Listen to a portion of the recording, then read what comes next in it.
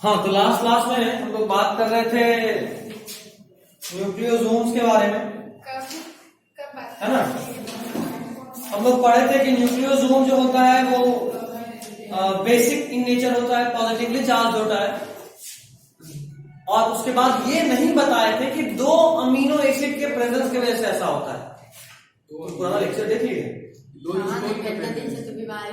अच्छा, बढ़िया वाला बीमार थी, छठ पूजा से ही बीमार है। एग्जैक्टली हुआ क्या? सिर्फ फीवर था? फीवर, सर्दी, खांसी सब। कोई लेके आया था कि तुम खुद ही? तब ठीक है, किसी पे इल्जाम नहीं डाल सकते। खैर कोई नहीं। तो ये जो न्यूक्लियोसोम होता है वो बेसिक इन नेचर होता है due to presence of two types of amino acid. First is lysine and the other is arginine. सब बताएं? ये बताए नहीं, ये भी बता दें। कहाँ से बताएं? लास्ट पॉइंट देखिए, लास्ट पॉइंट क्या लिखे हो? उसके जस्ट ऊपर complex of DNA and histone protein positively charge and basic in nature, इतना लिखवाया हो? नहीं, न्यूक्लियोसोम इज कॉम्प्लेक्स ऑफ इसमें डीएनए क्या एंड खास हिस्टोन है? प्रोटीन। बस उतना ही। उसके बाद ब्रैकेट में लिख लो, ब्रैकेट में लिखो पॉजिटिवली चार्ज। जैसे पहले भी बताया हुआ हूँ, पॉजिटिवली चार्ज होता है। तो नेगेटिवली चार्ज आप बताएं, acidic due to the phosphoric acid. Positively charge. अभी हम हिस्टोन प्रोटीन का बात कर रहे हैं। हिस्टोन प्रोटीन के बाद में ब्रैकेट डाल रहे हैं। तो histone protein is positively charge and basic in nature. DNA तो एसिडिक होता है, तो हिस्टोन प्रोटीन के लिए बात कर, ब्रैकेट में लिखिए positively charge. Histone is of two type लिखा हुआ है, तो आगे बात करेंगे। लिखना कहाँ पे? वहीं पे डीएनए इज नेगेटिवली चार्ज के ठीक ऊपर positively charge basic in nature due to presence of, या सिर्फ ड्यू टू कर लो, प्रेजेंस छोड़ दो, थोड़ा सा वर्ड हट जाएगा। ड्यू टू, बस वहीं पे चार्ज इस पेज में। अच्छा, इस पेज में due to positively charge positively charge and basic in nature due to lysine and arginine amino acid. Amino acid को ए लिख सकते हो, देखो यहाँ पे लिखा होगा लाइसिन और अर्जिनिन। इंग्लिश में उसको बताइए क्या?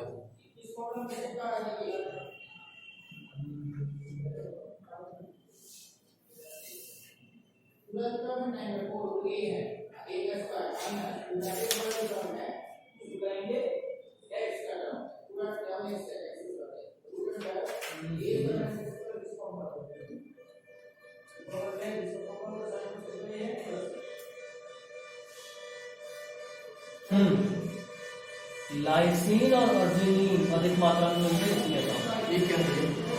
न्यूक्लियोसोम ये लंबा बाहर वाला बताओ। ठीक है, हो गया इतना।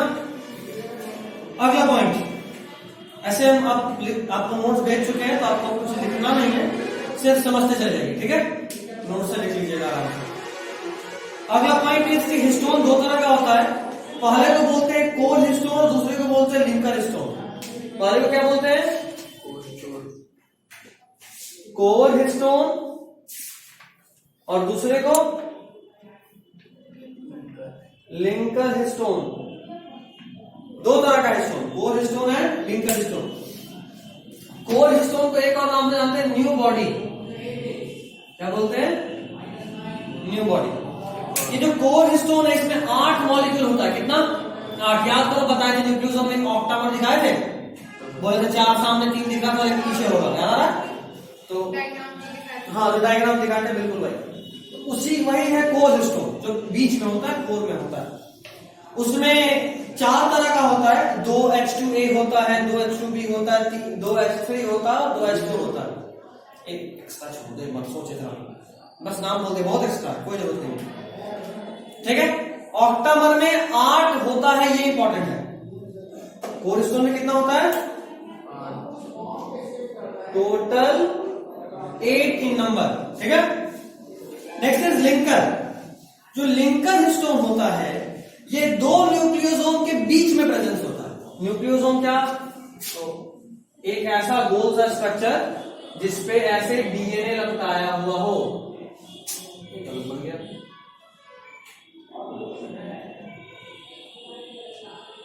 बस अभी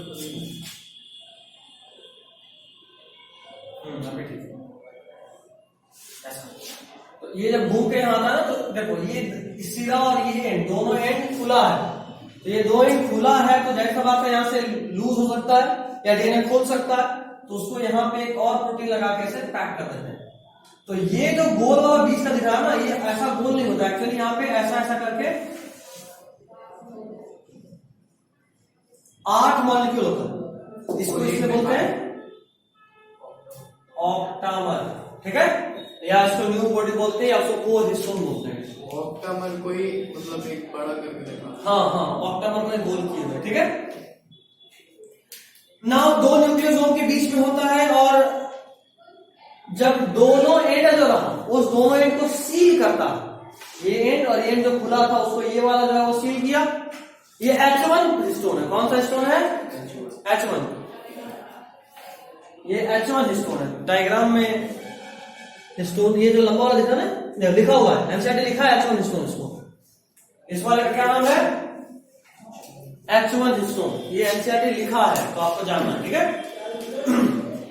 नहीं तो इसको ड्रॉ कर लीजिए। एनसीईआरटी सबके पास खोलिए, इसको ड्रॉ कर एनसीईआरटी खोलो। आगे आप आगे बनवाए तो फिर ठीक है ना, ठीक नोट को ले जाए, ठीक है। H1 हिस्टोन समझ गया? देखो तो डायग्राम में H1 हिस्टोन लेवल की है ना, हाँ ठीक। Next is 2 millimetre diameter of DNA, जिसमें अच्छा 2 मिलीमीटर में 200 बेस पेयर होता है, is rotated about 1.7 times over the new body. जाहिर सा बात है, देखो ये एक तुम्हारा ऑक्टामर है, इस ऑक्टामर पे एक डीएनए गया, सॉरी नैनोमीटर कुछ ज्यादा नहीं। जो लपेटा है वो ऐसा होता है कि देखो एक टन पूरा हुआ, एक टन पूरा, और एक टन पूरा होने के बाद 1.75, मतलब देखो मान लो ये एक है तो ये दूसरा है, एक न्यू बॉडी पे यहां से यहां तक ही लगता था, ये बच जाता है, ठीक है। तो मान लो इसके ऊपर धागा ऐसे लपेट दिया, एक बार देखो लपटा गया पूरा। हम करें कि एक बार तो लपटा गया और उसके बाद दूसरी बार 0.75, मतलब 1/4 बच गया, नहीं लपटा पाया, 3/4 नहीं लगता है। अभी समझे कि नहीं समझे? ऐसा है ऑक्टामर, यहां से शुरू किए, एक बार लपेट के यहां लाए, और देखो टोटल कितना है 4, तो देखो 4 आगे 4 पीछे, हम यहाँ 4 दिखा रहे सर, 4 यहां से शुरू किए, एक लपटा के यहां लाए, एक राउंड हो गया, उसके बाद देखो इसको पार किए, इसको पार किए और तीसरे वाले को पार किए, बस इसको पार नहीं कर पाई। यहां से शुरू किए थे और यहां पे खत्म किए, देखो यहां से शुरू किए एक राउंड 2.75 मतलब 1. हाँ, दूसरा में 3 ही हुआ, एक बच गया, तो मतलब इसको नहीं लपेट पाए दूसरे बार में सिर्फ यहां से शुरू करके यहां तक ही लगता है, तो एक बच गया, मतलब 3/4 हुआ, एक बच गया, तो इसलिए क्या बोले 1.7 टाइम्स घूमता है, ठीक। और जब वो घूम जाता है तब इसको बोलते हैं न्यूक्लियोसोम या बीड, मोती की तरह लगता है। जरा सोचो ना, अगर तुम डीएनए को अच्छे से देखोगे थोड़ा कम मैग्निफिकेशन पे, तुमको ऐसा दिखेगा डीएनए, सब लिख लो।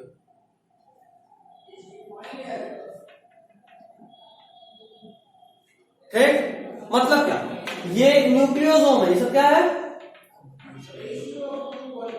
न्यूक्लियोसोम, और दो न्यूक्लियोसोम के बीच में जो डीएनए है इसी को बोले हैं लिंकर डीएनए। याद आ रहा है, लिंकर डीएनए बताए थे, दो न्यूक्लियोसोम के बीच का जो डीएनए क्या बोलते हैं, लिंकर डीएनए। समझ में आ रहा बात? H1 वहां नहीं है, H1 इसी न्यूक्लियोसोम के ठीक बगल में, इसी न्यूक्लियोसोम के ठीक बगल में यहां पे ही होगा, ऐसे जो इसको डीएनए को सील कर रहा होगा, जैसे यहां से H1 तो दोनों सेम ही है ना? नहीं, लिंकर डीएनए दो न्यूक्लियोसोम के बीच का डीएनए, लिंकर डीएनए। हाँ आप बताए थे कि कुछ पार्ट जो रहता है वो हाँ, तो जाहिर सा बात, देखो ये बाहर, तो ये दोनों यहाँ से खोल सकता है, तो ये बीच वाला जो लिंकर डीएनए वो वही होता है। नहीं लिंकर डीएनए वो नहीं होता, लिंकर ये है हिस्टोन, लिंकर हिस्टोन, जो तो इसको सील किया। अब देखो एक न्यूक्लियोसोम ये और दूसरा न्यूक्लियोसोम ये, ठीक। अब इन दोनों के बीच का जो डीएनए है, चूंकि डीएनए टूटा टूटा थोड़ा ना रहेगा, तो लॉन्ग मॉलिक्यूल, तो ये जो डीएनए इसको बोले लिंकर डीएनए। समझे नहीं समझे? वो जो आप पूरा वहां देखा है उतना नहीं रहता है। कौन सा? ये वो नहीं बोलता तो ये हाँ यहाँ पे नहीं कुछ ज्यादा हम तो दोबारा ना, ठीक है 1.7 था, ठीक है, याद रहेगा। चलिए डीएनए का डायमीटर है वो नैनो एज अ होल इसका हो गया, क्योंकि डीएनए लपटा चुका है ना, तो इसका डायमीटर बता दें, ये डायमीटर, ठीक है। हाँ ठीक। अब क्या होगा, ये जो न्यूक्लियोसोम है ये अब आपस में, जैसे देखो डीएनए लपटाया पहले तो न्यूक्लियोसोम बना, अब ये जो न्यूक्लियो जैसे मोती का माला है ऐसा, इसको ऐसे पकड़ के लपेट दिए, फिर लपेटे, फिर लपेटे, समझ रहे बात? तो अभी तक डीएनए को लपेटे थे तो मोती का माला की तरह बन गया ऐसा, तो उसको बोले न्यूक्लियोसोम। इसको एक और नाम जानते हैं, बीड्स ऑन स्ट्रिंग। क्या बोलते हैं? Beads on string. स्ट्रिंग मतलब धागा, बीड मतलब मोती। ये देखने में मोतियों का माला की तरह लगता है, ठीक है, इसको बोलते हैं बीड्स ऑन स्ट्रिंग। उसके बाद आगे बढ़ते हैं। अब जब ये आपस में दोबारा से लपटाया, जब ये वापस दोबारा से लपटाया, तब जो स्ट्रक्चर बनता है उसको बोलते हैं सोलेनोइड। उसको क्या बोलते हैं? सोलेनोइड। एक बार फिर से डायग्राम दिखाते हैं ताकि आप और अच्छे से समझें।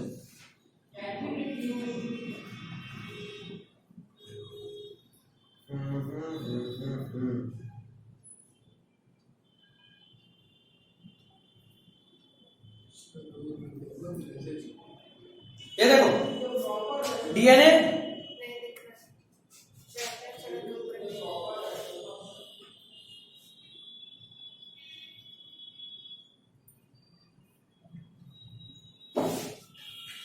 अभी दिख रहा है? इधर देखना, ये डीएनए था, डीएनए देखो आपस में इस पे लपटाया 8-8 वाले पे, ध्यान से देखो, यही है ऑक्टामर। ये जो तुमको दिख रहा है गोल वाला मोती टाइप का जो दिख रहा है, हाँ, ये जो मोती दिख रहा है वो यही है। देखो दो मोती के बीच में ये जो डीएनए है, ये वाला डीएनए लिंकर डीएनए, देखो अब वही उसको न्यूक्लियोसोम बोले। अब देखो वही आपस में लपटाना शुरू हुआ, ये देखो इधर, इसको न्यूक्लियोसोम बोले, इसको एक को हाँ, अब वही देखो लपटाना शुरू हुआ, देख रहे हो? और जब वो लपटाना कॉइलिंग होना शुरू हुआ तो उसी को हम बोल रहे हैं सोलेनोइड। क्या बोले? सोलेनोइड। समझ रहे बात को रिचा? तो सोलेनोइड बना। अभी सोलेनोइड का डायमीटर होता है 30 नैनोमीटर। सबसे पहला वाला कितना नैनोमीटर था? 2 नैनोमीटर था। हाँ 2 नैनोमीटर, ठीक है। 2 के बाद आया 30 नैनोमीटर। कितना आया? 30 नैनोमीटर। नैनोमीटर किसका था? ये वाला, हाँ ठीक। उसके बाद जब ये सोलेनोइड बना तो बना 30 नैनोमीटर, ठीक है। सोलेनोइड ही क्रोमेटिन फाइबर होता है। क्रोमेटिन फाइबर में डीएनए सोलेनोइड स्टेज में होता है। क्रोमेटिन फाइबर में डीएनए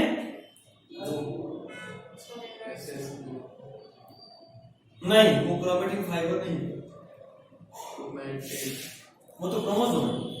और सिर्फ एक आर्म का बात करोगे तो क्रोमेटिड है, इसको बोलोगे तो ये क्रोमेटिड है, तो ये क्रोमेटिन फाइबर नहीं, क्रोमेटिन फाइबर इससे छोटा हो, ठीक है।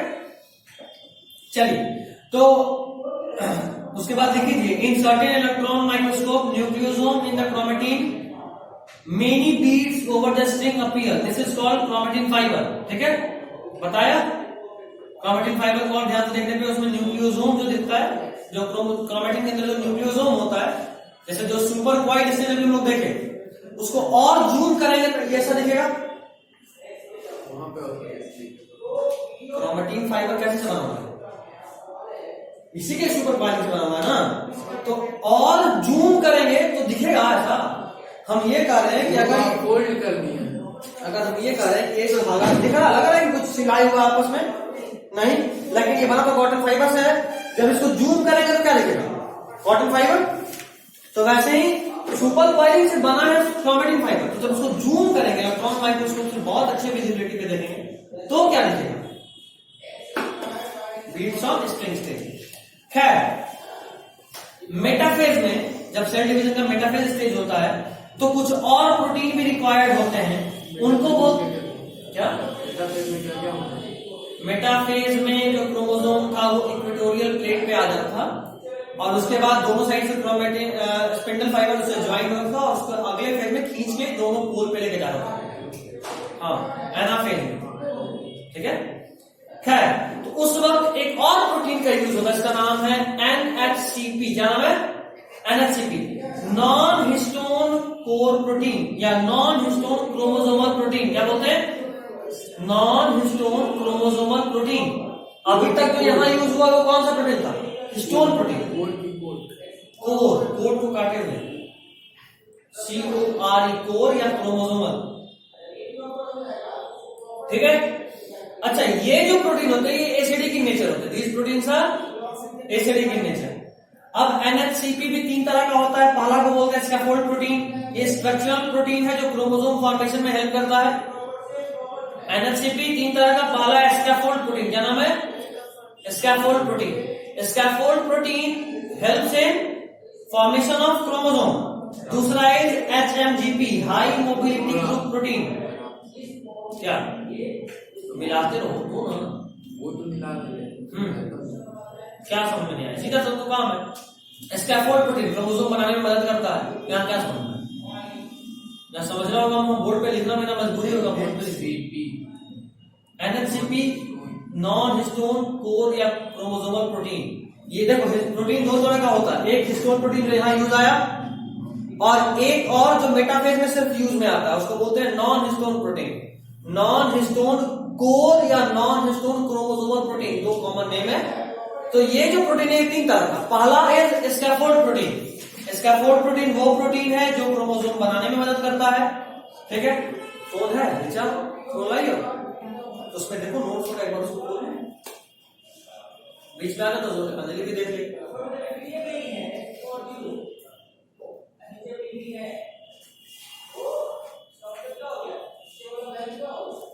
पेज नंबर 10 में होगा PDF, 9 तक तो हम बता दीजिए, 10 या 11 में होगा। देखो हम खोल के देते हैं।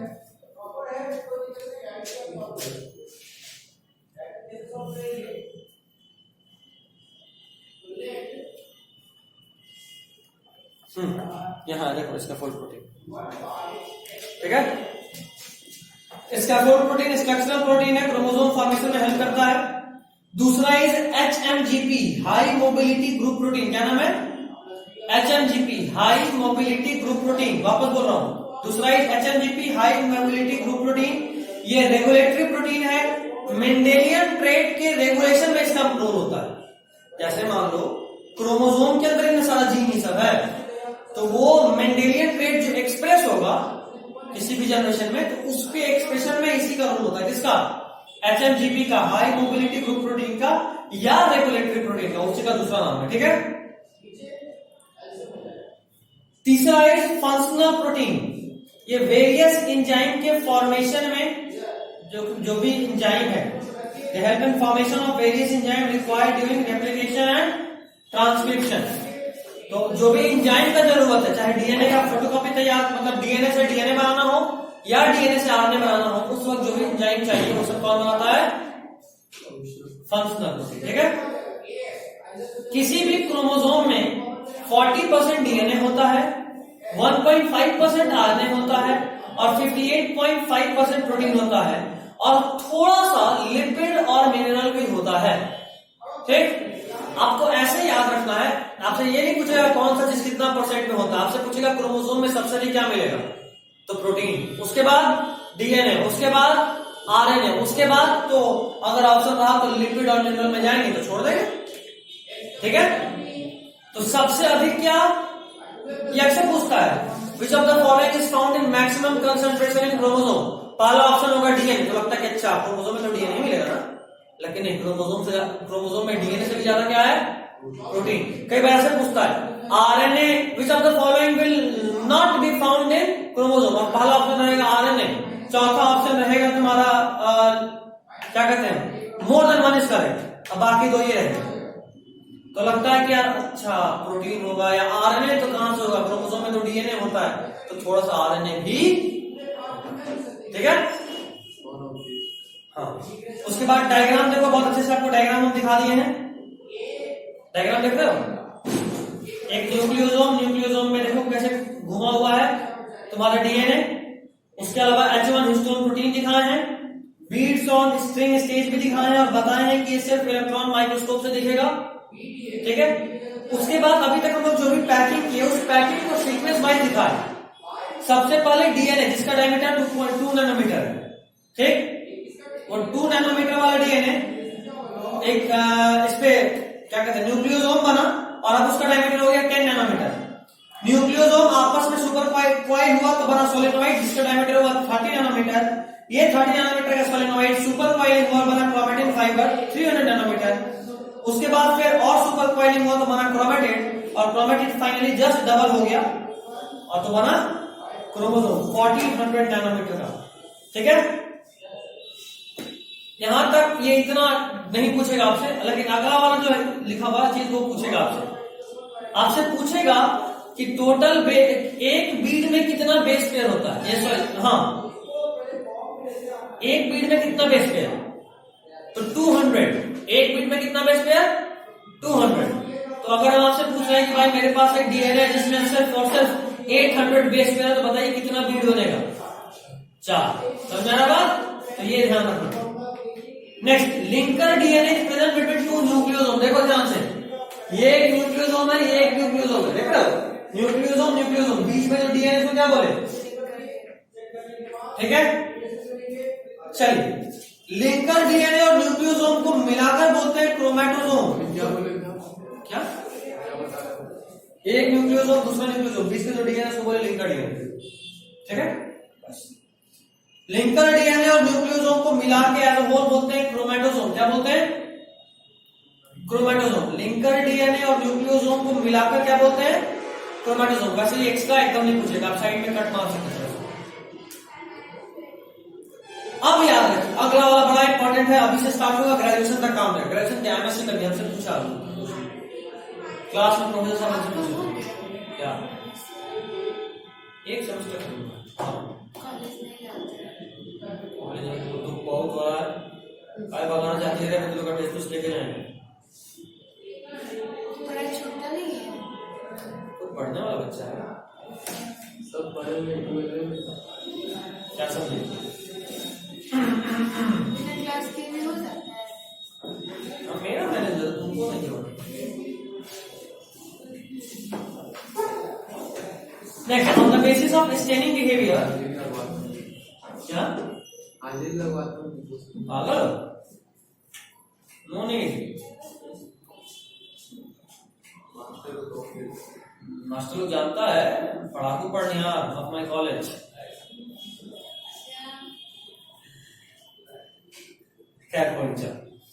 तो अगर हम डीएनए को स्टेन करते हो, डीएनए या और जैसे बोले तो क्रोमैटिन फाइबर जो भी बना था, जब उसको स्टेन करते हो मतलब कलर करते हो, तो 2 तरह का बिहेवियर मिलता है उसके बिहाफ में। तो पहले आप 2 टाइप जानो, एक को बोलते हैं यू क्रोमैटिन, दूसरे को बोलते हैं हेटेरोक्रोमैटिन। क्या बोलते हैं, यू क्रोमैटिन और हेटेरोक्रोमैटिन। ये बहुत इंपॉर्टेंट है, ध्यान दो, नीचे देखो नोट्स को। यू क्रोमैटिन जो होता है वो लाइटली स्टेन होता है। लाइटली स्टेन मतलब ज्यादा कलर उस पर नहीं चढ़ता। मतलब ये कि तुम्हारे पास अगर काला कपड़ा है और तुम चाहते हो कि उसको पीला रंग से रंग लगाएगा, रंगा जाएगी। शाबाश, ये अंजलि ये व्हाइट बोर्ड पे व्हाइट पेन से लिखती है, इसका टैलेंट तुम लोगों को पता नहीं है। काला कलर जमाना चढ़ जाएगा, पेंट नहीं करना है, होली वाला कलर चढ़ जाएगा ना। पाउडर के नाम वो कपड़ा को जला दे। नहीं, कंसंट्रेटेड लेंगे। अच्छा, बहुत तेज होती है। हमको ब्लैक कलर पे चढ़ाना है, ब्लैक कलर को हटा के बॉटम में चढ़ाना। एक काम कर, अच्छा तेरा बाल इसलिए उजला वाला बाल अच्छी काला नहीं है, अब ये समझ में आया। अच्छा ठीक, हाँ तुम कर सकते। इससे कितना सारा सफेद बाल था, वो पता है, ये जो हेयर डाई वाला ऐड होता है जो भी बनाई हुई है, सफेद बाल, परेशान क्यों? खैर कोई। हाँ, तो ये लाइटली स्टेन होता है, इसमें कलर नहीं चढ़ता और ये जेनेटिकली एक्टिव होता है। मतलब हम बताए थे, याद करो कि हमारे डीएनए का ऑलमोस्ट मैक्सिमम पार्ट तो बेकार होता है जो कुछ कोड नहीं करता, याद आ रहा है? तो जो पार्ट बचा वो कोड करता है और जो पार्ट कोड करता है वो यही वाला पार्ट है, यूक्रोमेटिन। ये जेनेटिकली एक्टिव पार्ट है, ये लाइटली स्टेन्ड होता है, ठीक है? ये लूजली फोल्डेड होता है, जाहिर सा बात है भाई, इसके अंदर का जीन को एक्सप्रेस करना है। तो अगर इसके अंदर का जीन एक्सप्रेस होगा, अगर इसके अंदर का जीन एक्सप्रेस होने वाला है, जाहिर सा बात है कि उसको रीड तो करना पड़ेगा।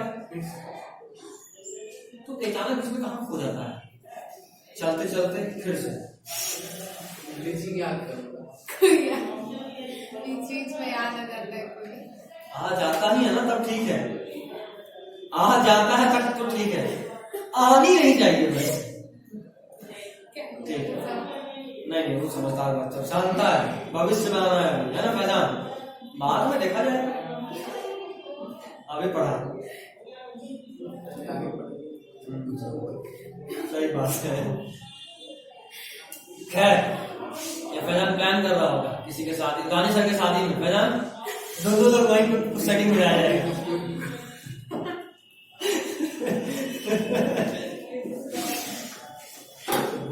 सारा लेक्चर का लिंक हम दादी सर को भेज देंगे। आप लोग क्या दानी करते सर हैं बोले क्लास अच्छा अच्छा, यही वजह से नहीं लोग हमको बोलता सर आप शादी कब कर रहे हैं?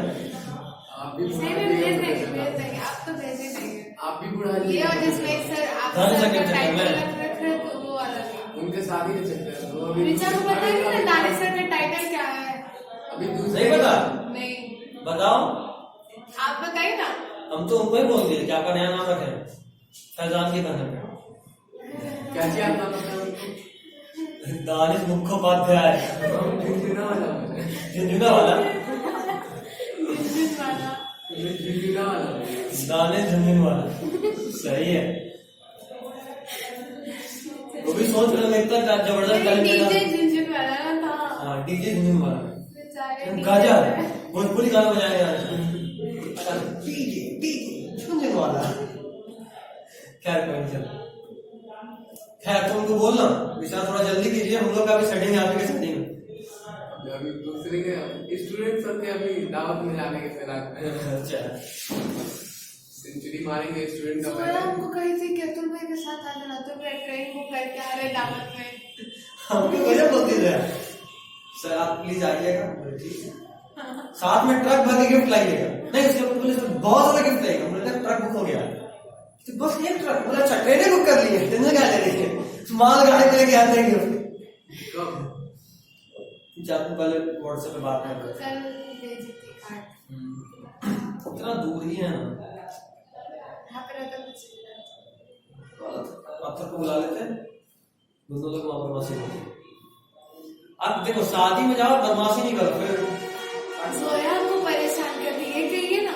जोया को क्यों परेशान कर, तो बेचारी पहले ही परेशान है, बहन का शादी है, ये लेके आओ वो लेके आओ, यहाँ जाओ वो जाओ, खाली यहाँ से वहां करते रह जाती है, शादी खत्म रहता है, बच्चा शादी हो गया ऐसा वाला हो जाता है। सीरियसली बता रहे हैं, हाँ रेडी होने का भी टाइम लगता है। छोटे माँ के शादी में हमको वैसे ही काम पड़ा था ना, 9th में थे, ये लाओ वो लाओ, मार्केट जाओ, ये चीज छूट गया वो चीज छूट गया, शादी हो गया बच्चा कितना बार तो खाने खत्म हो गया। बोले अरे तरीके हम खड़ा होकर खाना बनवाए हैं, खाना का जिम्मेवारी मालिक हम कर, हम ही मुख्य। ऐसे ही होता ही है। गजब है। अभी अभी हम लोग भी कुछ दिन पहले जैसे हलवाई हम डिनर लिए गए थे, तो खाना कभी आया, आपको खाना तो जो मतलब सबको खिला दिए। अब जब हम लोग का बारी आ रहा है ना खत्म, और जो अंदर बचा हुआ मतलब मेहमान के बोल रहा है तुम लोग के लिए नहीं है, हम लोग बोले हाँ इतना मेहनत से हम लोग खिलाए हैं सबको, हम लोग कभी भगा रहे देता है कि नहीं, एक बोला देता है कि नहीं, तो यही रख देंगे हम, बोल रहा रख दो, रख के भाग गया, बर्बाद हो रहा है, आप अपना जानिए। नहीं बताए थे ना बहन के शादी का, हम लोग बात कर 8 की बहन का शादी बताए थे, कब बताया? नहीं मैं तुम तो पूछ रहे थे कि 2 दिन छुट्टी मारिएगा, मतलब दिसंबर में, पिछले साल अगले इस महीने अगले महीने होने वाला है। ये कब नहीं पता। पता है जब भाई के दिसंबर में जाए ना उस समय हम लोग का एग्जाम रहेगा थोड़ी ना बिहार आने वाले कोचिंग 8 दिसंबर। अच्छा बात हम लोग को पता है। फिजिक्स रहेगा 4 दिन बाद 10 तो 8 को जाएंगे, 8 को आएंगे, फिर 9 को यहाँ आएंगे, 10 को यहाँ आएंगे, 11 को फिर जाएंगे और अगला दिन वापस 12। ऐसा होता होता नहीं है कि हाँ 9 को रहेंगे, वो तो ऐसा होता नहीं है। नहीं होना है, गारंटीड है, क्योंकि तिलक बेउर में ही चढ़ाना है। बहन का शादी बेउर में ही हो रहा है, तो जाहिर सी बात है वहां जाएंगे। बहन बेर में रहती है। नहीं, बहन गाँव पे रहती है। तो तिलक बेर में कैसे चढ़ेगा? अरे बहन का शादी लड़के वाले के यहाँ तिलक चढ़ता है। वाह, व्हाट अ जीके। तो वहां से फिर नहीं आना, उसको खूब चिढ़ाना है। डेली जब जाते थे ना, डेली चले आएंगे, घंटी बजा के भाग जाएंगे। छोटी मतलब छोटे भाई ना तो ज्यादा लगते हैं। यहाँ पे आ जाएंगे कितना अच्छा रहेगा। पता नहीं, हम उसको बोले देख यार शादी वादी थोड़ा दूर पे करा देखना, अगल बगल में शादी क्यों की? बोली का है? हम बोले पता नहीं, बेटा हम जीजा जी को देखे तो है नहीं, मैं भी कभी रास्ता में कोई घटाया होगा, लड़ाई वड़ाई होगा तो ये भी तो इशू होता है। आप लड़ते रहते हैं सबसे रोड पे? अरे तो कोई लगेगा तो लड़ना बनता है ना। हम उसके बाद एक और जो बहन है जो मेरे साथ के बहन जो कॉलेज में ही है, उसके बाद अभी कॉलेज में अभी नहीं है, थी ग्रेजुएशन तक। तो उसको उसी दिन फोन किए, बोले देख बहन तेरे को भाग के शादी करना, भाग के शादी करना, घर के आसपास शादी मत करना। हम किसी को भी जीजा से नहीं बोल सकते, सीधा सीधा बात है। अभी फ्लिपकार्ट वाला फोन कर उसको बोल दो किसी और से जिसमें आ जाएगी। खैर चलो आगे जा रहे बात कर। इसे तो पढ़ा रहे हैं। चलो हेट्रोक्रोमेटिक जो था वो डेंसली स्टेट था। डेंसली स्टेट मतलब वो ज्यादा कलर लेता था, वो जेनेटिकली इनएक्टिव है। जेनेटिकली इनएक्टिव बताया था ना, 99% पार्ट बेकार है, तो जो पार्ट बेकार है उसको हेट्रोक्रोमेटिक ही बोलते हैं, और वो टाइटली क्वाइड होता है। ठीक है, अब हमको बस एक बात बताओ कि डीएनए का वो पार्ट जिसको कोड करना ही नहीं है, तो क्या उसका फोटोकॉपी बन के आरएनए तैयार होगा?